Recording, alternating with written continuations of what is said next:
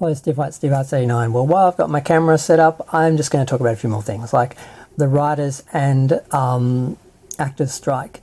It's still going. It's been more than 100 days for the writers, and it's getting there for the actors too, but they have to do this.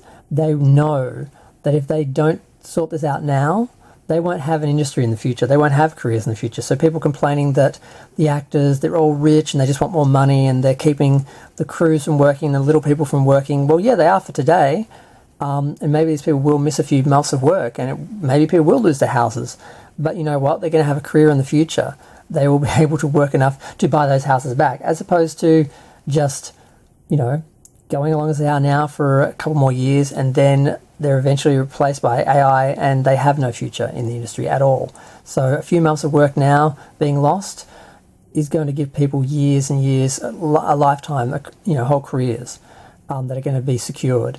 Because one of the things that they have to do is get into the contracts that an actor has to be a human being, that a writer has to be a human being, that AI cannot be allowed to replace humans and roles that would have been filled by humans.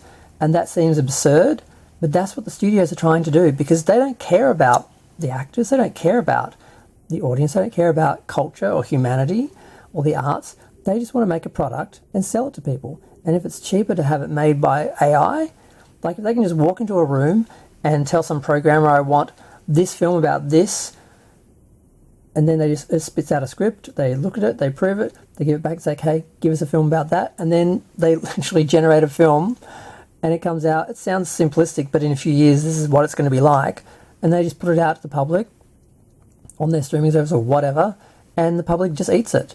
And some people won't care, some people won't be able to tell the difference. A lot of people will, and they won't accept things that are produced by AI, but a lot of people in the general public just won't care because it's just entertainment, it's just something to be consumed.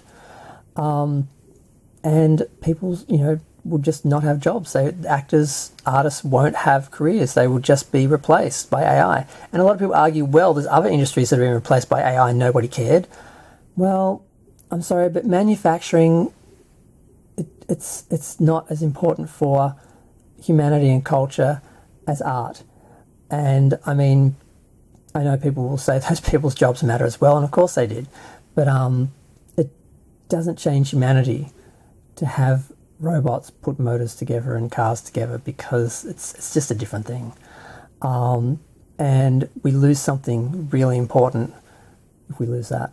So I'm glad to see they're still fighting. They're in for the long haul. I think they're pretty much prepared to sit it out until next year, pretty much. Now, the Hollywood studios, they've pushed back some films that were supposed to be coming out, partly because they want something out next year and they're spreading their films out, but also because they know the actors certainly won't be there to promote it.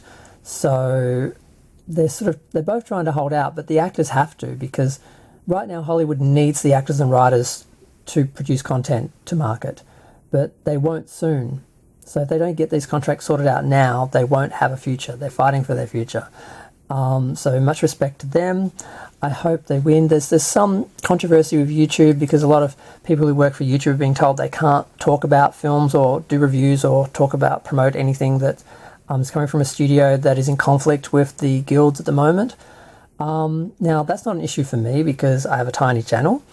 So there's no danger for me. But some people who want to move from YouTube to mainstream and to the studios may be blacklisted and may not be able to do that if they, don't sort of go along with the unions at the moment. And I would advise they do. Long term, it's going to be better for them. But short term, some people are trying to take advantage of the fact that, there's no Hollywood studios sort of working at the moment, and that if they talk about stuff, they're going to get more views than they would have if they were competing with the mainstream channels and so forth. So it's all pretty messy, but I understand why the actors are doing what they're doing. I respect what they're doing and what the writers are doing. They have to do this. If they don't, they won't have a future.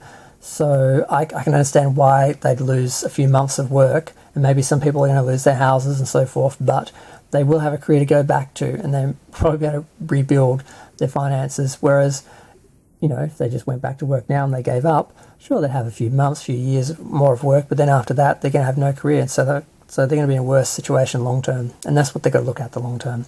But nearly up to 5 minutes. I didn't think this video would be that long. I'm going to go. Feel free to share, like, comment, subscribe. Let me know what you think. Like I said, I'm proud that they are still fighting, and it's worse than what I imagined, because AI is so much more of a threat. But you know, particularly to culture, to art, I never imagined that a person would, you know, prefer or just not care about something being produced by a human and something being produced by AI. But most people, a lot of people, they just can't tell, don't care. It's just entertainment to be consumed, and it's just about price and money and profit, and that's it. And we need to make sure that art, you know, is preserved, and it's more than just, you know, a commodity. But I'm going to go.